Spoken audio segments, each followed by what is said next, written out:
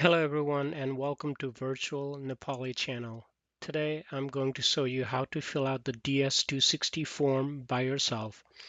This is an entirely online form and also known as Immigrant Visa and Alien Registration Application Form. U.S. Immigration Office may ask you to fill out this form if you applied for immigration because you recently won a DB lottery, or you are a husband, wife, parent, children, brother, sister of an American citizen, or because of your employment in the US and various other reasons. This is a long form which could take several hours, but the good thing is you do not have to finish the entire form at one sitting. Important thing to remember, once submitted, you will not be able to go back and edit or make changes. So you have to make sure that it's right the first time. Do reach out to professionals or immigration lawyers if you do not feel comfortable. After watching this video, you will find out that this form is not that difficult and there are plenty of tips on the page. Let's get started. Next few seconds, I'm going to talk about the DV lottery. This is the page you come to check the status. Once you click on the check status button here, you're going to see this page here where you enter your confirmation number and your last name and the year of birth. Once you provide that, on the next page, it's going to tell you if you won or not, if you have been selected, and link right here. Click on this dvselectee.state.gov website. You're going to be on this page where it has step-by-step instruction what to do when you after you are selected. It talks about filling out the DS260 form right away. You should carefully read each and every line of this instruction to better understand the process. On the next page, it talks about filling out the form again, DS260, and then preparing supporting document. As soon as you fill out this form, you should immediately start preparing all the document listed over here. And it talks about the interview process, what you need during the interview, how to prepare for an interview, and if you need to change the interview, medical examination, and so on and so forth. Link for form 260, and then it's going to take me right here. Once you click on DS260, it's last name comma first name, and on the start now button, first page it talks about getting started, and this is step-by-step process. It just explains everything. I want you guys to pause for a minute and just read this first sentence here. Provide true and complete answers to all questions you're being asked. Make sure you provide all accurate information. Check on I certify that I have read and understand. Once you do that, this next page, you're going to see these are all the sections. Like we just reviewed the getting started page.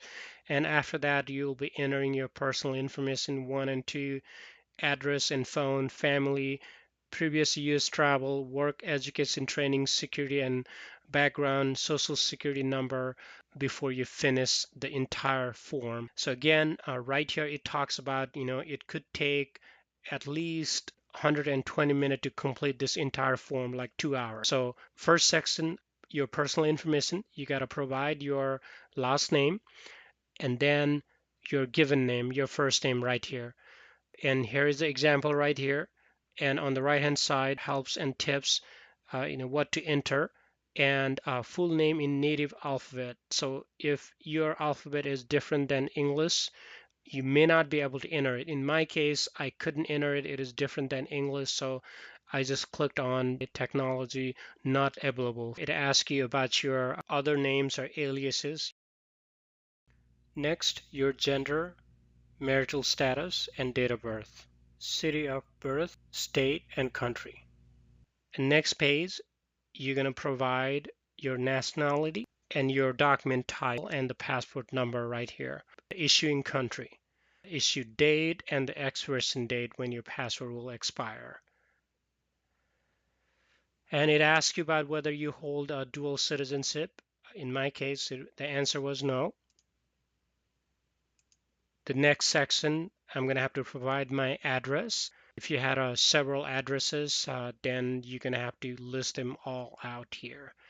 And previous addresses, In my case, it was easy. Just I've been living at the same house since I was born. In this section, you have to provide your complete U.S. mailing address where you intend to live when you arrive here, and the person who is currently living there, and his or her phone number, street address, city, state, zip code.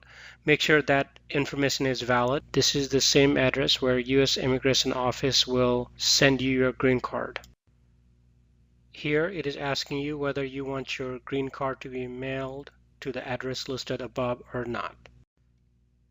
Next section is about your family, parents, your father, his last name, first name, date of birth. If you do not know, you can click on do not know, and the address, whether your father is still alive, current address.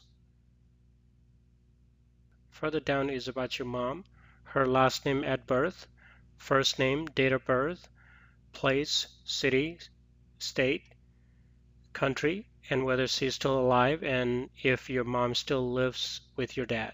In this section, it is asking you about your ex-wives or husbands.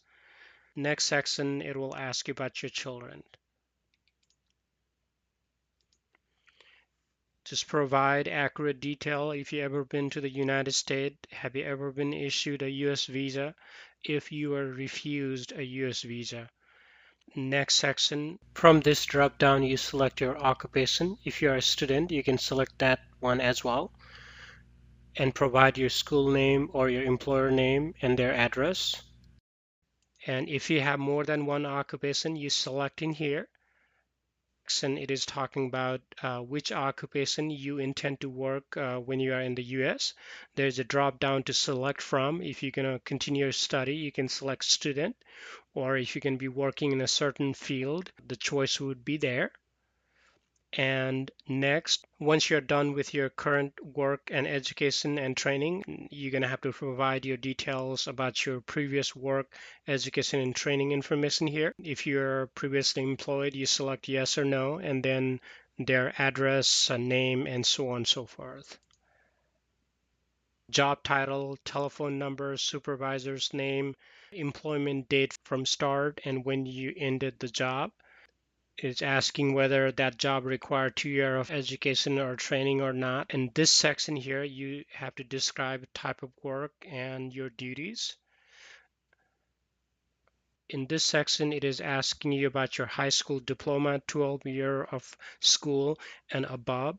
Choose from the drop down and keep adding name, address, and so on. Next, course of study, degree or diploma, school start date and school end date. This section here, more about your work, education, and training, about your military service, organization, and other skills or training. Choose yes or no depending on your case. Multilingual, plus point. Next section is about security and background. Again, in this page, be truthful and yes or no based on your case. Next page is about your criminal background. Just yes and no. Next, security information. Again, there are a lot of questions, yes or no. Next page has more security related questions. Next, security and background, immigration law violation information. Miscellaneous information, yes or no. Next section is about a social security number. Social security number is a card with 9-digit unique numbers issued to every American citizens, permanent and temporary residents. It is generally used for employment, housing, rentals, banking, and more. It is a must-have for everyone. If you never had a social security number before or to be mailed to you, right here, Immigration Office has to share your information to Social Security Administration in order to issue your Social Security number. So it is asking you whether you authorize or not. Finally, we're at the last stage. Here it will let you review everything you have entered. This is the review section, and I cannot stress enough how important it is to make sure everything you have entered here is valid and matches with your passport and other information you have provided to US government.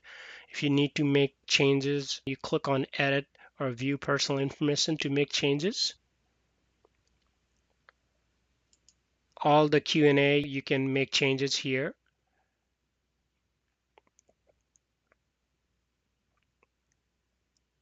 One section at a time. Everything you have entered so far, you can print it out here, button here.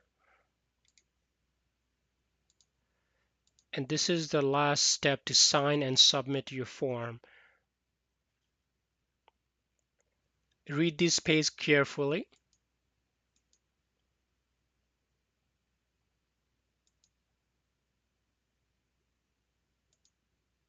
Before you sign or complete this form, you got to click on this Selective Service System PDF page and read this through.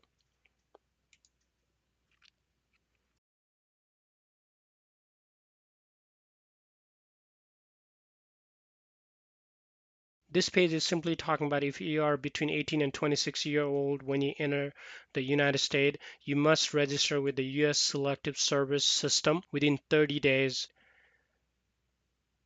And here are the steps. Once you acknowledge the process, you can close this page and return back to the main form.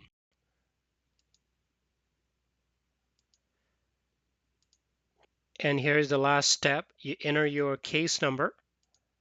One thing that I want to point it out is when you enter your KCC case number, make sure that you skip out zeros in the middle. If you enter your case number with zeros, you're going to get an error like this. The case number you entered does not match the case number that you entered at sign in. Once you hit sign and submit, you're going to get this message. And in the next page, there is a confirmation.